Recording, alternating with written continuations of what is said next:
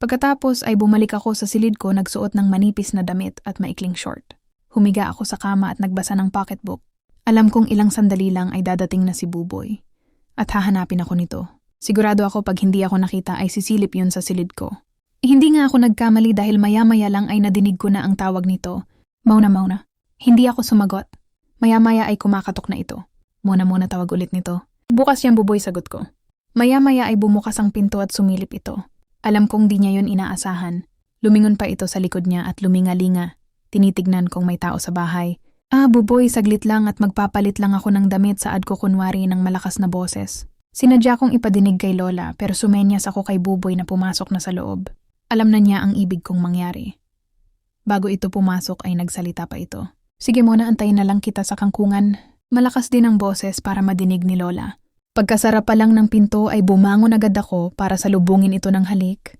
Nais kong maramdaman niya ang pagkamiss ko sa kanya. Miss na miss kita. Ikaw din Buboy, sobra kitang na-miss. Sa loob ng aking silid ay muli naming ipinaramdam ang pagmamahal sa isa't isa. Gaya ng dati ay buong pagmamahal akong pinaligaya ni Buboy. Pagkatapos ay nahiga kaming dalawa at nagyakap. Mona, pwede na ba? Tanong niya. Alam ko na ang ibig niyang sabihin. Hindi ako sumagot at hinalikan ko ito. Pagkatapos ay siya naman ang pinahiga ko. Kapag ready na ako Buboy ay ako na mismo ang magsasabi sa iyo. Pero sa ngayon hayaan mo munang ibalik ko ang ligaya saad ko. Naunawaan naman ni Buboy ang ibig kong sabihin. Alam niya rin naman na kaya ko siyang paligayahin kahit hindi ako nagpapaangkin sa kanya. At yun nga ang ginawa ko. Ginawa ko ang lahat upang mapaligaya lang si Buboy. Kung ano pinaranas niya sa akin ay ganun ang ipinadama ko sa kanya. Napaligaya namin ang isa't isa nang hindi ko isinusuko ang bataan sa kanya. Yun naman ang nagustuhan ko kay Buboy. Marunong maghantay at maunawain. Noong araw ding yun ay naging kaming dalawa na. Muna gusto ko sanang maging legal na ang relasyon natin kila Lola at tatay mo. Saad ni Buboy habang kami ay nagtatali ng kangkong sa likod bahay. Ibig mong sabihin ay gusto mong ipagtapat sa kanila ang tungkol sa atin? O ayaw ko na kasi ng patagots ka gusto kong patunayan sa iyo ang pagmamahal ko? Alam no Buboy, hindi mo na kailangan patunayan sa akin yon. Ramdam ko naman na yon. Pero kung gusto mo na at may lakas ka na ng loob, ikaw ang bahala. Ipagtapat natin. Nagkasundo kami ni Buboy na ipagtapat na ang relasyon namin. Una kay Lola namin sinabi dahil wala pa si Tatay at Joaquin. Tuwang-tuwa si Lola dahil noon pa man ay gustong-gusto na niya si Buboy. Mula pagkabata kasi nito ay kasama na niya ang Lola. Kaya alam na alam ni Lola na mabuting tao si Buboy. Masaya ako para sa inyo Mona at Buboy. Pero isa lang ang paalala ko sa iyo Buboy. Huwag muna kayong magmamadali at tuparin ninyo muna ang pangarap nyo. Magtapos muna kayo ng pag-aaral. Pangako po Lola, hindi ko po mamadaliin si Mona. Magtatapos po kami ng pag-aaral. Naasahan ko yan Buboy ha. Pangako po Lola, makakaasa po kayo. Masayang-masaya ako dahil sa pagtanggap ni Lola sa relasyon namin. Excited na din ako na ipagtapat kay Tatay iyon. Si Joaquin bahala na siya sa buhay niya. Ilang araw pa ang nagdaan ay dumating na si Tatay at Joaquin. Buong lakas ng loob ay pinagtapat ni Buboy kay Tatay ang relasyon namin. Nung una ay tumutol pero sa huli ay pumayag na din. Masayang-masaya ako ng araw na yon.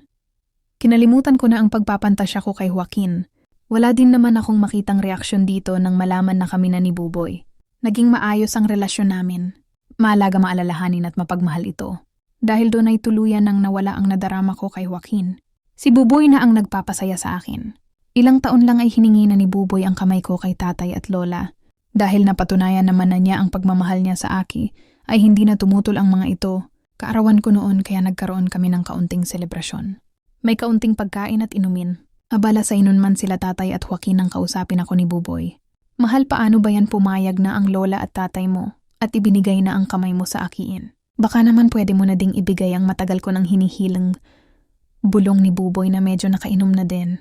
Medyo may tama na din ako ng mga oras na yon. Pinayagan na din kasi ako ni Tatay na uminom dahil nasa wastong gulang na naman ako.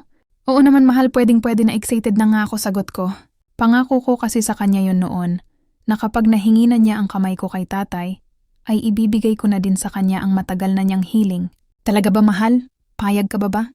Oo naman, basta antayin natin malasing yung dalawa. Pag nakatulog na sila, pasukin mo na ako sa silid ko saad ko. Makailang tagay pa ay nagpaalam na ako kila Tatay. Atay, mauna na po akong matukog sa inyo ha. Di ko na po kaya eh. Mahal, ikaw muna bahala ha, huwag kayo gaano magpakalasing paalala ko. O sige mahal, kami na ang bahala dito. May usapan na kami ni Buboy na iiwan kong hindi nakalak ang pinto ng silid ko. At paglasing na at nakatulog na sila Tatay ay saka siya papasok at doon ko na ipagkakaloob ang aking sarili Pagpasok sa silid ay nahiga agad ako. Dahil hindi ako sanay uminom ay agad akong nakatulog paghiga ko. Hindi ko na alam kung ilang oras akong nakatulog nang may maramdaman akong humihimas sa hita ko. Patay ang ilaw kaya madilim. Pero alam kong si Buboy na yon. Medyo hilo pa ako noon at hindi pa nawawala ang tama ng alak. Hindi na nag-aksaya ng oras si Buboy agad nitong ginawa ang matagal na niyang gustong gawin. Ramdam ko ang pagkasabik niya at nakahanda naman ako na ipagkakaloob na sa kanya ang sarili ko. Nang gabing iyon ay buong pagmamahal at pagtitiwala kong ibinigay ang aking sarili kay Buboy. Pagkatapos ay agad na din akong nakatulog dahil na din sa pagod at sa hindi pa humuhupang tama ng alak. Wala akong pinagsabihan ng pagkakaloob ko ng aking sarili kay Buboy. Masaya ako dahil naibigay ko ba ang aking pagkababae sa lalaking tunay kong minamahal at nagmamahal sa akin. Nakatakda na ang aming kasal, ang lahat ay maayos na. Masaya ang lahat at mas lalong masaya kami ni Buboy. Akala ko ay iyon na ang simula ng mas masaya at mas masarap naming pagmamahalan.